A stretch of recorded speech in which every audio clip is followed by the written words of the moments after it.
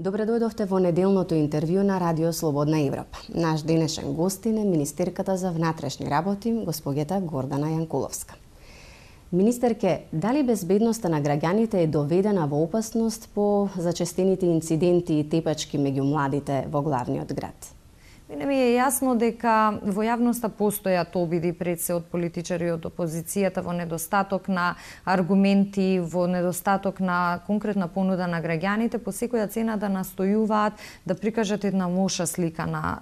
Република Македонија и пред домашната, но и пред меѓународната јавност. Меѓутоа некако веќе стана правило на кое се навикнавме, истите тие политичари постојано да зборуваат за некакви сценарија, инволвирајќи ги и соседните држава, за некакви безбедносни кризи и при тоа да ги користат еден мал број на медиуми преку кои ги пласираат своите тези, верувајќи дека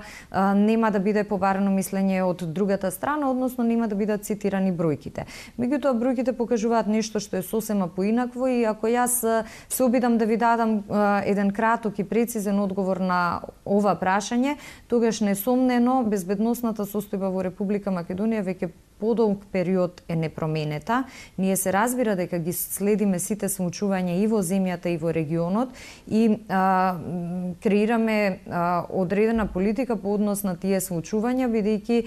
не се исклучува фактот во одреден момент да се појави потреба од реакција на полицијата и ние во многу наврати сме покажале дека како институција имаме целосен капацитет соодветно да одговориме тогаш кога е потребно. Меѓутоа сметам дека е крајно непотребно и крајно неиздржано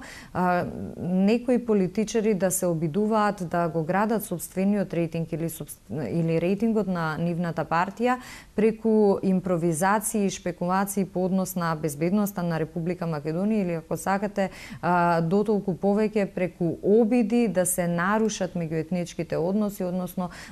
лажно да се презентира една фактичка слика која како што може да видите бројките ја илустрираат на сосема поинаков начин од оној што го тврди опозицијата. Министерке, и покрај бурните реакции во врска со одредени одредби во Законот за полиција, тој е веќе донесен и стапи во сила. Како прв човек на ова министерство, зарем не сметате дека се кршат или се повредуваат човековите права и слободи кога со овој закон или конкретно со една одредба од него му се дава овластување на еден човек, во случајот на директорот на Бирото за јавна безбедност, да одлучува и да дава наредби за засилено и прикриено наблюдување? Би сакала оваа прилика уште еднаш да ја искористам и да потенцирам дека не само што не се нарушени човековите слободи и права, односно не се остава таков простор со овој закон, туку напротив, законот нуди низа алатки со кои на граѓаните недвосмислено им се заштитени човековите слободи и права. Инаку, бидејќи споминавте една конкретна одредба за која од страна на опозицијата имаше обиди да се презентира како нешто што е неприфатливо, односно нешто што не може да ја издржи стручната критика, јас би сакала да потенцирам дека токму по однос на таа конкретна одредба не само што добивме позитивно мислење од практичарите, значи обвинителите, судиите и од луѓето кои директно работат на оваа проблематика, туку би рекла дека таа е одредба која го има поминато и филтерот на Европската унија со оглед на тоа што е на некој начин пресликана од хрватското искуство, а Хрватска веќе станува членка на Европската унија и јас не верувам дека Европската унија би прифатила една нивна членка да има закон кој ги крши слободите и правата. Инаку што се однесува до прецизирање на суштината на оваа одредба и јас да појасниме само еве со пример да речеме дали оваа одредба дозволува да речеме полицијата да ми влезе дома без судски налог само заради тоа што некој се сомнева дека нешто кријам или нешто сомнително. Значи одредбата која вие ја цитиравте, јас ќе се обидам да ја илустрирам на начин кој сметам дека ќе биде доволно разбирлив за граѓаните, бидејќи сепак зборуваме за човековите слободи и права. Значи, во случај кога, еве да се вратиме на почетното прашање од ова интервју, имаме засилени зголемен број на инциденти во автобусите, на спортските надпревари. Имаме оперативни сознанија за недозволена трговија со луѓе во некој од баровите некаде на територијата на Република Македонија. Или имаме било какви индиции за можно проблематично однесување на одредени лица, тогаш се разбира дека полицијата треба, мора и може да пристапи кон засилена примена на оперативно собирање на информации по однос на сторителите на тие кривични дела, по однос на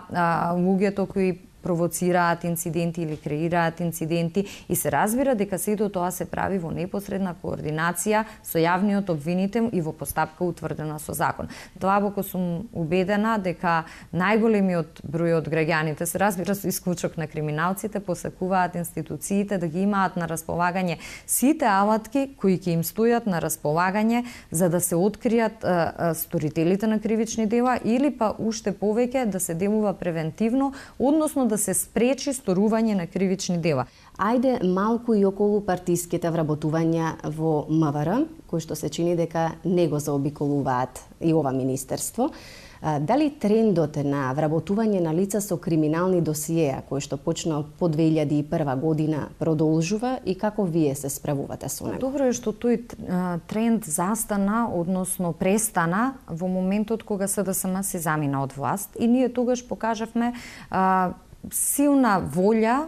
да запре овој тренд. И тоа го направивме не само преку изјави и декларативни заложби, туку преку конкретни чекори. Направивме низа измени и во Законот за полиција, во смисла на процесот на регрутација на полициските службеници и критериумите што еден полициски службеник треба да ги исполни, но и во смисла на градење на системот на кариера. Лично сметам дека само на ваков начин, со една силна контрола на квалитетот и во процесот на регрутирање на новите полициски службеници и во процесот на унапредување, односно градење на системот на кариера, ние може да очекуваме позитивни резултати во работењето на било која институција, но се разбира сега зборуваме за Министерството за внатрешни работи. Велите дека трендот запира, но еве да подсетиме на последниот пример. Неодамна беше уапсен командир на езерската полиција во Охрид поради тоа што работел заедно со рибократците, или на пример акцијата Детонатор, каде што беа многу началници сменети од раководните позиции.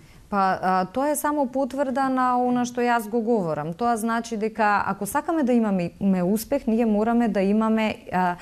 еднаков критериум за сите, без разлика дали се работи за луѓе вработени во Министерството за внатрешни работи или за граѓаните. Ако ние замижиме пред криминалот во сопствените редови, тогаш како да очекуваме дека граѓаните ќе ни веруваат. За сега сме успешни во тоа, но предизвикот е дотолку поголем колку што имате подобри резултати, и останува сите полициски службеници макотрпно и посветено да продолжат на ист или па на уште по посветен начин да работат во функција на откривање на криминалот, на корупцијата, во служба на граѓаните и се она што е задача на полицијата во една демократска земја. Неспорно е дека вашиот мандат го одбележа многу акции во борбата против организираниот криминал, но колку сте задоволни од процесуирањето на случаите до јавното обвинителство и судовите? Се разбира дека по однос на одредени случаи можеби нашите очекувања се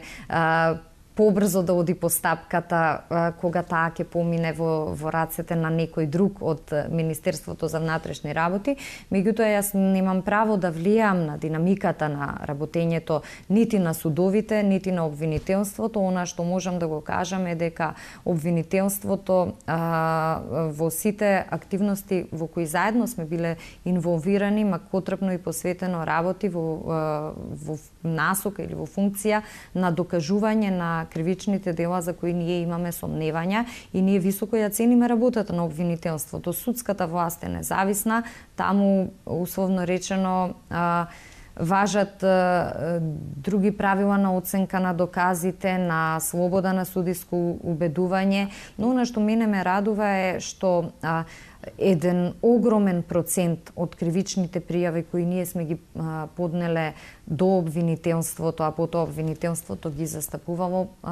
пред судовите, завршиле со осудителни пресуди, значи се потврдило дека полицијата добро ја сработила својата работа. Ви благодарам што бевте наш гостин. Ви благодарам и јас. Следното интервју на Радио Слободна Европа ќе го гледате за 7 дена. Довидување.